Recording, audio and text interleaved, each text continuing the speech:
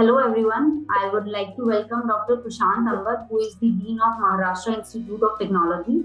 Thank you so much, sir, for being on our platform and taking out your time to be a part of an initiative Thoughts on Education.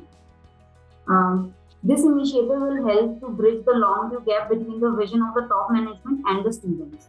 So, sir, first of all, I would like to have your introduction and please brief us about your profile. Madam, I am as Associate Professor in the Department of Mechanical Engineering, as well as I am holding the charge of Dean Academics and Quality Assurance at the Institute.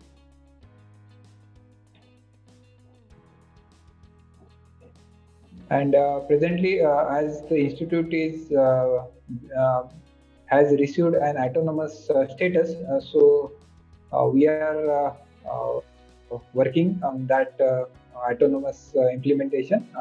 And the first batch of autonomous institute will start from 2021-22 from this academic year. Yes, sir. So, sir, should we start with the interview? Yes, ma'am, we can start with it. Okay, sir. So my first question to you is that kindly tell us about your experience in the education industry and what makes it the best industry to work in. Madam, basically here as most of the engineering graduates that enter into the institute are young youth. So we have a very good chance to get connected with this youth all the time. And we'll always get some new type of innovative mindset with the students that is entering into the institutes. And as this will give us a chance to have a lifelong learning. Along with that, the present scenario of education industry, if you see, is highly dynamic in nature, and because of that you need to change with time, and as the technologies are changing, we need to adopt those technologies as well. And because of the COVID norms, the education industries has enter into the new dimensions, and because of that it will be a very good industry to work on, as well as it will also give us the chance to build the career of youths, and also give them a social touch in the field of engineering. Yes, sir. So, sir, what are the significant challenges you have faced as the Dean of the college? Basically, madam, our institute is in the rural society or nearby rural society, and if you see our region, that most of the students who are here in our institute get admitted are from the rural background. And the first challenge we face most of the time is they are having a weak communication skill. They are very hardworking students, sincere students, but irrespective of the knowledge they have, they do not able to present it because of they do not have the confidence in them, and the challenge of communication skill also plays a major role. And we have seen in last few years that the students have more attraction towards the metro cities for the education, especially the engineering education. And they do not want to stay back into the 3-tier or 4-tier cities. They want to go to 1-tier city or like that. And the one of the major challenges that we see is there is a dynamic nature of technology, and because of that you need to keep on improving your curriculum every time, and the changes that is taking place into the curriculum need to get inculcated into the students, and they need to go with a number of skill sets that need to they acquire, and even we have to make them all the time industry ready, and we have to add a number of skill sets in the students. So that are the major challenges that we face as a institute over here. Yes, sir. So, sir, my next question to you is, how do you tend to establish a relation with the students being the dean, and how do you make yourself available to them? As a dean, madam, we frequently take the feedbacks of the students through various channels. We have one-to-one feedbacks. During pandemic, we have taken the online feedbacks. And we also tell the student that you can interact me at any time through phone or maybe through any SMS or maybe through email. And we always keep them alert. Whatever the new announcements are going on, whatever the things are going on, we communicate those things with all the students all the time through maybe broadcasting, through email or maybe through messages. We have also involved all the students into the important committees at our institutes, which are the decision-making institutes, and we also invite the students to be the part of those committees. The committees, maybe the IQAC, which is a internal quality assurance cell, or maybe the institution's innovation council, and then the Unnat Maharashtra Abhiyan, Unnat Bharat Abhiyan. These are the different types of committees where the students are as a deep. And we are all the time available for the students for their any queries or maybe any sort of grievances that they have. Yes, sir, sure. So, sir, tell us about the efforts behind establishing such a successful college and how do you plan to take it to greater heights? Okay, madam, we have started our journey in 2001, and so we have decided to go with some accreditation. So we thought to go with the NAC.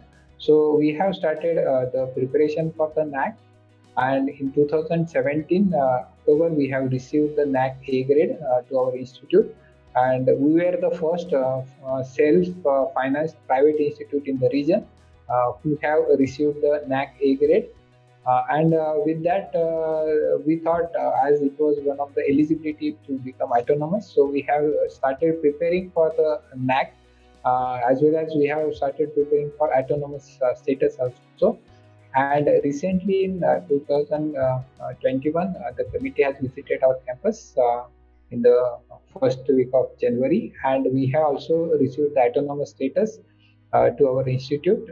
And here, along with that, we have involved and we have started with number of activities which will help the student to get excel into their career. We have one special program at our institute where the students go for 6 months internship into their last semester, and during this they get the skill sets required for the industry, as well as most of the students get placed during that particular internships that they undergo. And our 100% students go for internships. We have the collaboration with 300 plus institutes. And because of that, we have very good interaction with the industry as well as the different research organizations. And this is how we keep on start some initiatives at our institute. Sir, it was very good to hear about the efforts. So, sir, my next question to you is how do you create a student-centric environment in your college? Yeah. As I have already told you, madam, we are involving the students into all the committees that we have our institute, and students are the part of those committees, and these committees take the decisions related to the students, and as the students are part of that, we understand their problems, and as per their understanding, we take the decisions. We have been selected with one of the flagship program of Ministry of HRD, that is Unnat Bharat Abhiyan, and we under that we have adopted 6 villages in the Fulambri Taluka, and we conduct number of activities along with the students. So students are the part of it. They get the social touch.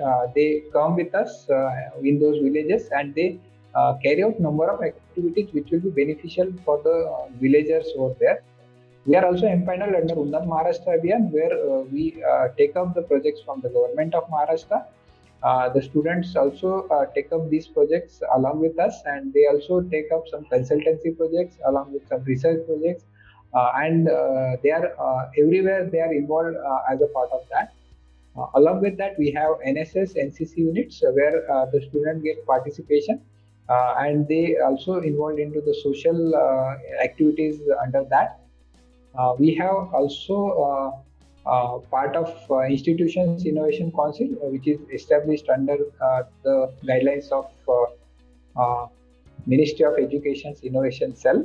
And the objective of this particular cell is to foster the culture of innovation among the students and to create a vibrant local innovation system. And we have the students part of this particular cell, and we conduct number of sessions of eminent speakers through that, where the student can get benefited out of that. We have also seen that the students are regularly participate in number of activities like SAE Baha, which is competition at India level. Then Robocon is there, Hackathon is there, then the number of Avishkar competitions, which will help the student to grow in various directions. We have established various student clubs, professional society tapped for the students, and the students only manage the events. The student organize the events, and through that they could able to get the number of things. We have also in the process of establishment of number of sports facilities for the students. We have already established a very good cricket ground at our institute. We have table tennis facilities, badminton court, volleyball, and other facilities which will help the student to grow in various directions. So our training and placement is also a vibrant cell and supports the student to get employable. And they keep them prepared for the placements, competitive examinations, and entrepreneurships. And from this year, we are starting the special tracks under Autonomous Institute, which will be run by the training and placement cell, and which will help the student to help them to grow, to decide their field of career, and accordingly the courses will be designed for them. So that will be a special feature in the Autonomous Institute over here, and that will help the student to excel in various tracks of career. So those tracks will be a part of our autonomous status or Autonomous Institute. We also have incubation center where the students will get support if they want to incubate any idea. Already 3-4 startups are working, and around 5 to 6 startups are in line, which want to start their startups at our institute, and we are working with them. We already received one assistantship or support from the Department of MSME, Government of India, and we are working on those ideas. Likewise, students are also involved into the social activities, extension activities. We also include them as a part of various activities at our institute. This is how the students are involved into various things or student-centric environment at our Yes, sir. Yes, sir. So, sir, please tell us that how do you integrate value-based education with your curriculum? So as a part of that, so madam, we involve the students into various social activities through NSS. We involve the student into the Unnat Bharat Abhiyan, where they understand the problems of the rural India, which is one of the major part of India, and they will try to solve those problems by providing the solutions, which will be a sustainable solution and low-cost solutions, as well as we also involve the students into industry problems, especially the Aurangabad region is having a lot of MSMEs, where the MSMEs are facing the problem of basically the cost related things. So we try to provide them with the low cost solutions, and students are the part of that particular activity. We also train the students into the universal human values, which is also now a mandatory part of AICT. We have trained our faculty members in that universal human values, and also we keep them, the students are also given the training of universal human values. Along with that, we have added some special courses for the students so that they get the value-based education, where the value education ethics are also the part of the curriculum. This is how we integrate our value-based education along with our engineering education. Yes, sir. So, sir, my next question to you is Yes, that ma'am. what goals do you have in your mind for your institution for the next few years? Yeah. In one line, we want to be in top 50 in NIRF ranking, uh, of which is one of the premier ranking of government of India, and we want to create and nurture the innovation as well as research culture at our institute, along with the academic culture at our institute. Yes, sir. So, sir, moving to the last question of the interview, please tell us that being the Dean of the Maharashtra Institute of Technology, what suggestions would you like to give to the current youth and the aspiring students? Yeah. So if you see the most of the youths that we have today, they have a lot of choices available with them, and because of that, there might be some sort of confusion with them that where which field to select. So I suggest that all the youth should select their career by setting the vision, and they should also think that what they want to achieve in like next 10 years time, and after getting that clarity only they shall select the career that they have. They should not select the career merely based on the peer comparison that my friend is going into that field, or my some of the relatives are going into that field. That should not be their goal. Based on what qualities they have, based on what capabilities they have, skill sets they have, they should select the career in their life, as well as they should also think of acquiring the skill sets required for a particular job set. For example, if they want to go into some particular field of software, they should understand that what sort of skill sets are required if you want to enter into the job of software. As well as I also suggest that if they are into some graduation, in that case, they instead of wasting their time into other activities, they should invest that time to get prepare themselves for the professional career. Along with that, one more point which I want to insist over here is they should get the financial literacy, which is very important part of their life.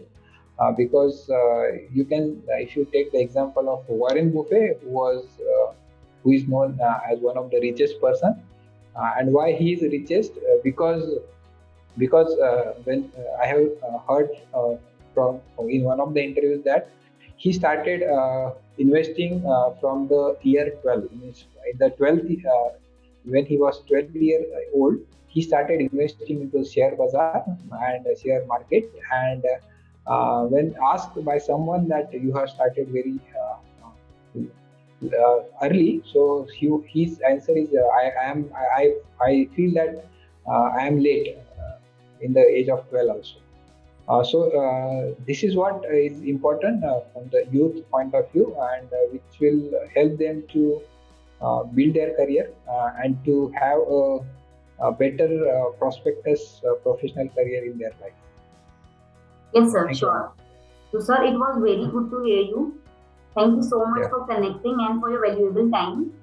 And I'm sure when students will watch this interview, they will get a direction. And I thank you again for being a part of the initiative Thoughts on Education from College India.